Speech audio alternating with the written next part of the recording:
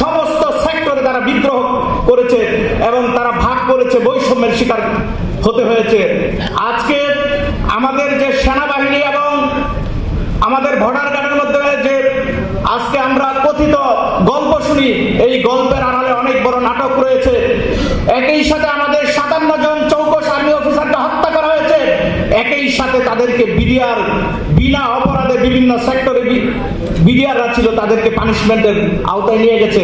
আমি আমার বক্তব্য লম্বা করতে চাই না। আমার সামনে রাজনৈতিক নেতৃবৃন্দরা আছেন, বিএনপি এবং জামাত।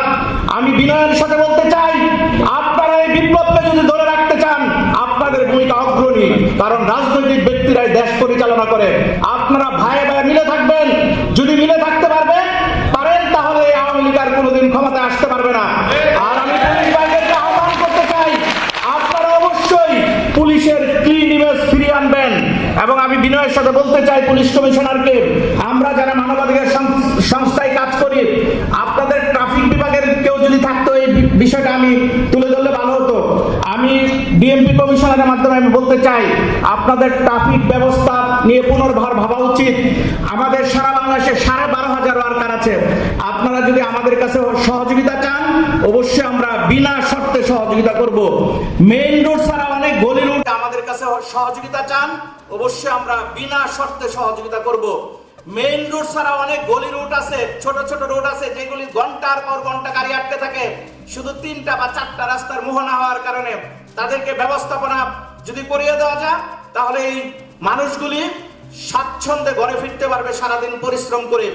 আমি ছাত্রছাত্রীদেরকে বিনয়ের সাথে অনুরোধ করতে চাই, আজকে তোমরা সোচ্চার হয়েছ, এই দেশে ভবিষ্যৎ তোমরা, আগামী দিনে এই দেশকে নেতৃত্ব দেবে তোমরা।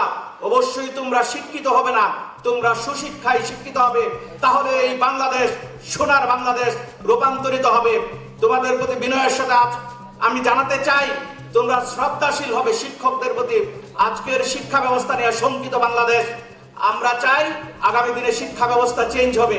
আমি সর্বশেষ আমার একটি কথা শুধু বিনয়ের সাথে ডিএমপি কমিশনারকে বলতে চাই, আপনার পুলিশকে পুনর্গঠন এবং সংস্কারের মধ্য দিয়ে অবশ্যই বাংলাদেশকে একটি সুশৃঙ্খল, সৎ এবং সুন্দর বাহিনী উপহার দিবেন। এই কথা বলেই আমি আমার কথা শেষ করছি। সকলকে ধন্যবাদ। আসসালামু আলাইকুম ওয়া রাহমাতুল্লাহ।